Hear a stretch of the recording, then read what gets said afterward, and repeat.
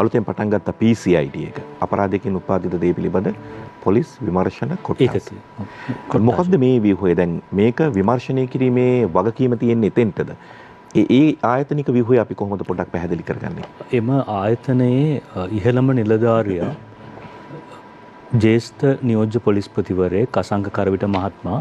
ඒ මහත්මයාත් මේ කමිටුවේ සමාජිකයෙක් විදිහට හිටපු මහත්මයෙක්. ඒ වගේම දැනටමත් එම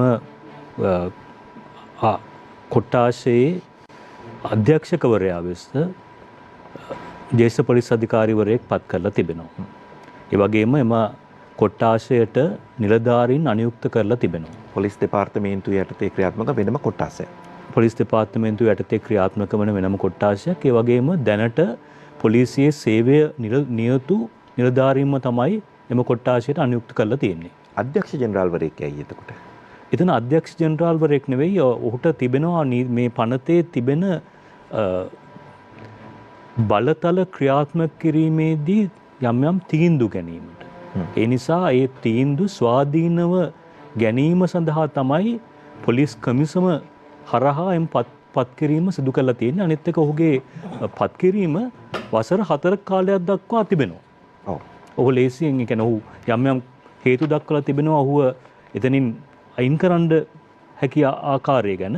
නමුත් එය අර විසමාචාරී ක්‍රියාවක් සම්බන්ධයෙන් සාක්ෂි තිබ්බොත් විතරයි හිතුමත. එහෙම නැතුව හිතුමතේට ඔහු එතනින් අයින් කරන්නත් බෑ. PCID එක වග කියන්නේ කාටද? PCID එක වග කියන්නේ පොලිස්පතිතුමාට. දැන් මම ඌණ පූර්ණයක් කරොත් එහෙම මේ පනතේ මාවත් දෙකක් තියෙනවා. අද මාතෘකාවත් මාවතනේ. හැබැයි මේ පනතේ යන්න පුළුවන් මාවත් දෙකක් තියෙනවා. එක මාවතක් තමයි මගේ උගත් මිතුරිය පැහැදිලි කරයි අල්ලස්සෝ දූෂණ කොමිෂන් සභාවේ මාර්ගය.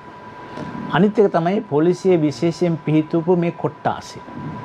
ඇයි මෙහෙම මාවත් දෙයක් ගත්තේ?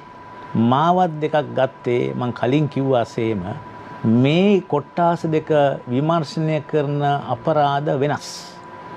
අල්ලස් කොමිෂන් සභාවේ විශේෂපතේට මූලික වශයෙන් වැටෙන්නේ අල්ලස් දූෂණ, ඒ වගේම බැඳියාවන් අතර ඝට්ටනය සහ අලුතෙන් හඳුන්වා දුන්න වැරදින කියන ගොන්නක් අල්ලස් කොමිෂන් සභාවේ විශේෂපතේ.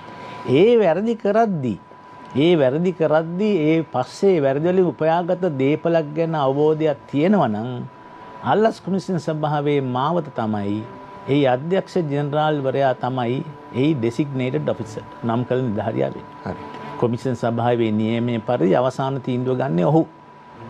හැබැයි ඔහු එහෙම කටයුතු කරද්දී ඔහුට පැමිණිලි ලැබෙන්න පුළුවන් මොකද්ද? මද්ද්‍රව්‍ය නඩුවක් ගැන.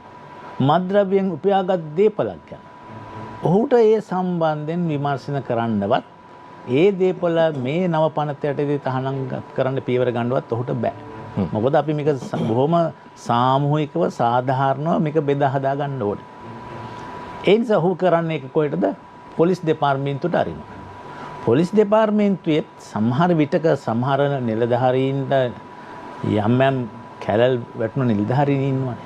ඒ නිසා මේ පනතෙම පොලිස්පතිතුමාට බලය දීලා තියෙනවා පොලිස් කොමිසම විමසලා විශේෂිත කණ්ඩායම පත් කරගන්න.